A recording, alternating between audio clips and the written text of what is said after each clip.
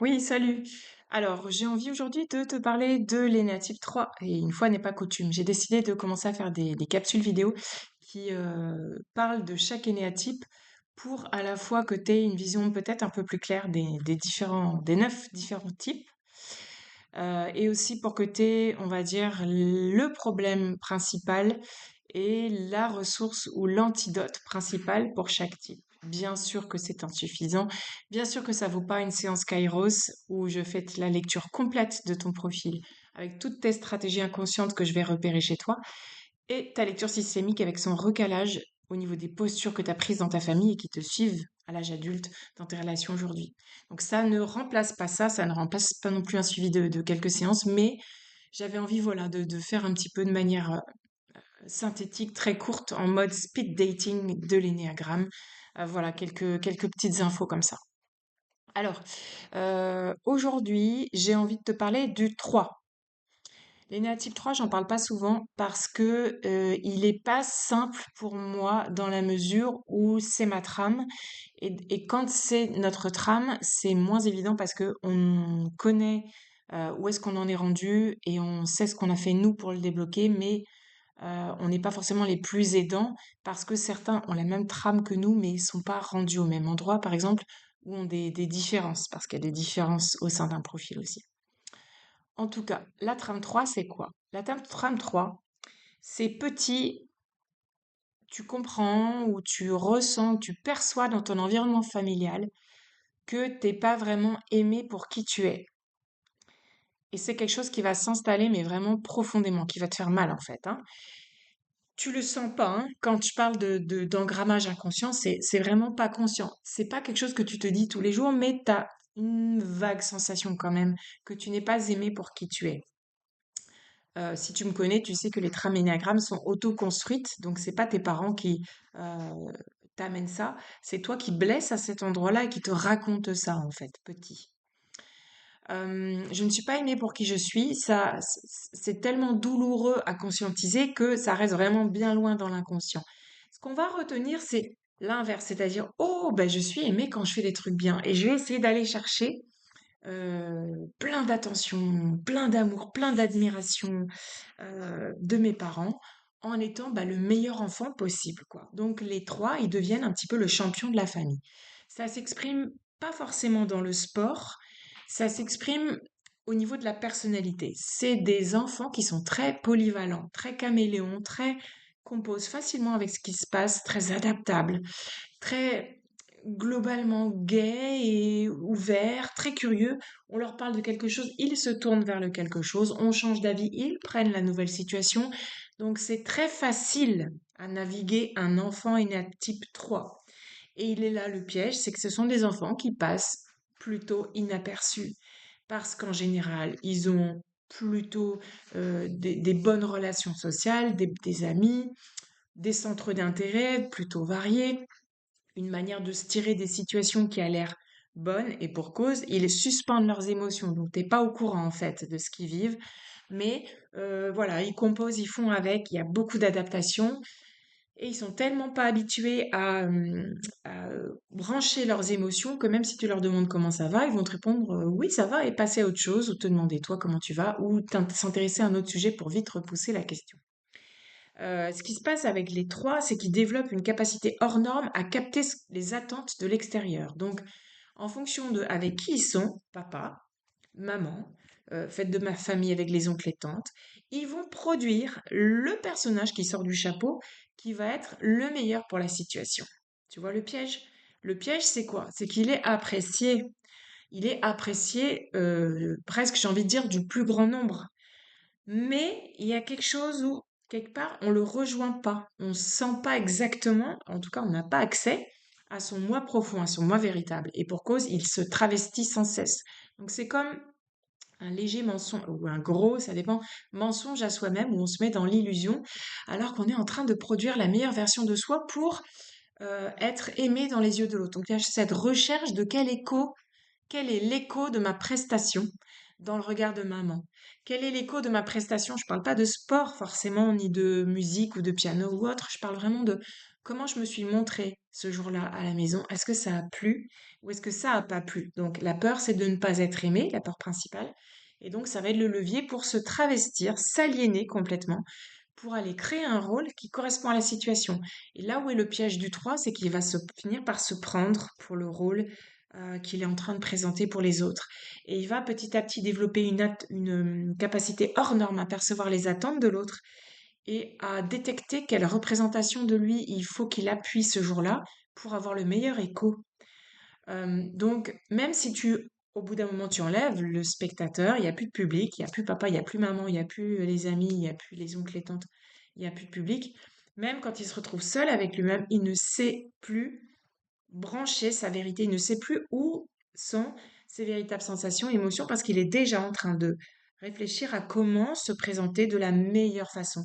Donc c'est quelqu'un, un enfant qui va chercher à s'améliorer, qui est très persévérant, qui est combatif, qui en veut, qui est capable de beaucoup travailler pour atteindre ses objectifs, qui est capable de beaucoup s'effondrer s'il n'atteint pas ses objectifs. Tu comprends pourquoi? En fait, l'identité est confondue avec le résultat des efforts fournis pour atteindre un objectif. Donc, si je n'atteins pas ce rôle, je vais peut-être être effondrée à l'intérieur.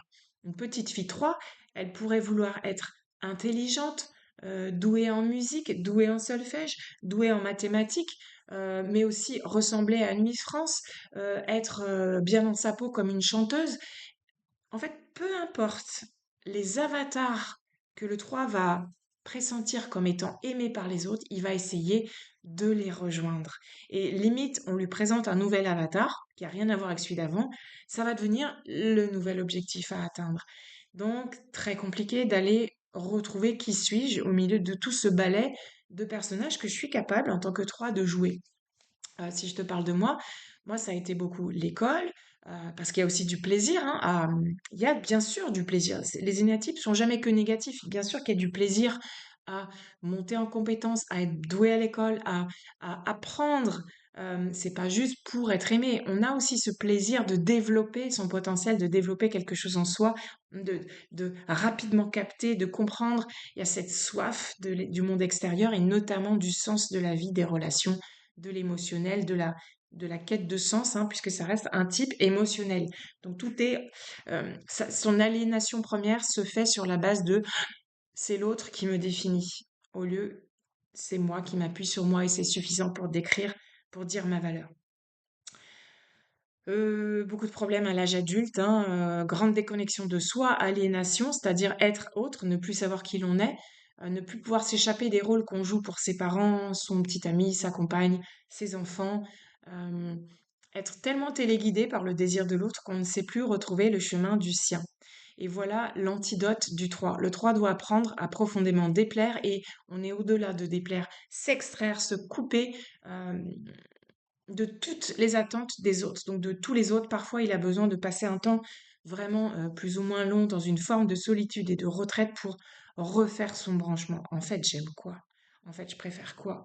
Et valider lui-même auprès de lui-même ces valeurs-là plutôt que toujours vérifier que ça plaît aux autres. Donc, grand besoin d'introspection, notamment en termes de sensations dans le corps, en termes d'émotions accueillies. Parce que chez le 3, quand il est dans son dysfonctionnement de trame, une émotion, c'est un obstacle à la réalisation de son objectif.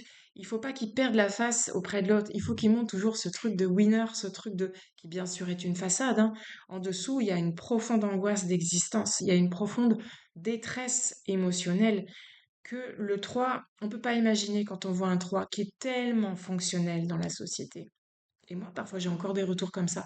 T'es tellement brillante, t'es tellement ceci, tellement cela. Et je me dis, ok, il y a peut-être encore cette projection, alors qui est aussi le résultat de tout ce que j'ai développé comme compétences. Et je vais pas les jeter à la poubelle, j'en suis contente. Mais c'est quelque chose qu'on renvoie souvent aux trois sans capter que derrière, il y a cette profonde sensibilité. Le 3 c'est un des énéatypes les plus hypersensibles de l'énéagramme, avec une finesse de sensibilité au niveau du cœur qu'on retrouve aussi chez le 2, qu'on retrouve aussi chez le 4, qui est à peu près unique dans l'énéagramme en fait, hein, comme les trois émotionnels. Mais elle est tellement pudique, elle est tellement mise de côté au profit de cette machine de compétition qu'est le 3, qu'on peut passer à côté de lui et l'autre peut ne pas, voire même être un petit peu repoussé par cette aura de charisme ou enfin de charisme, je parle pas de moi là spécialement, mais cette aura que a tendance à dégager malgré le 3, de réussite, de easy going, de facilité à s'exprimer, facilité à faire les choses, facilité à aller au-devant de la scène, facilité qui est totalement une apparence, qu'il a travaillé énormément pour réussir et qu'il a surmonté énormément d'angoisses existentielles, encore une fois, pour traverser. Donc les antidotes, les problématiques, je vais pas faire la liste parce qu'elle serait très longue, mais au niveau des antidotes, ce qu'on conseille pour le 3, donc c'est lâcher le résultat, lâcher l'objectif, s'entraîner à rater, s'installer dans la raterie, dans la rature, dans le ratage complet, être malade et se sentir de valeur à l'intérieur, être célibataire, quitté, largué comme une vieille crêpe et se connecter son sentiment de valeur à l'intérieur, être désapprouvé par toute une salle entière de public et brancher un sentiment de valeur quand même à l'intérieur. En fait, détacher la notion de valeur du faire pour la mettre au niveau de l'être. Donc c'est très nouveau parce que le 3 pense devoir mériter la notion de valeur en produisant des efforts. Et ce qu'il a besoin d'entendre et d'apprendre, c'est qu'il est valable juste parce qu'il est là. Et il peut être aussi aimé juste parce qu'il est là, pas parce qu'il réussit à faire des choses moralement ou pratiquement. Voilà, donc brancher cet amour universel qu'il peut apprendre à recevoir d'abord de lui et ensuite de l'autre, hein, c'est toujours pareil. Ce qu'on vient d'abord brancher chez soi, euh, l'autre sera capable ensuite seulement dans un second temps de nous le renvoyer. Mais ça commence par soi. Donc moins travailler, plus accorder de temps à la lenteur, à la vie intérieure. Ça, c'est là, pour moi, c'est le conseil numéro un. Parce que le 3, il veut toujours des conseils. Allez, dis-moi comment je peux faire pour, allez, dépasser mon truc, transcender. Pour le 3, je suis désolée de te le dire, si t'es 3, il n'y aura pas de solution où tu devras faire des choses. Hein. Tu peux demander à ChatGPT, qu'est-ce que je devrais faire pour... Ben, il va te dire, mais c'est pas une question de faire, c'est une question d'être. Donc il va falloir que tu relâches un peu le faire et que tu laisses descendre. Et c'est très bizarre et aussi très confortable hein, pour un 3 d'aller brancher le ok, je fais rien. Il se passe rien.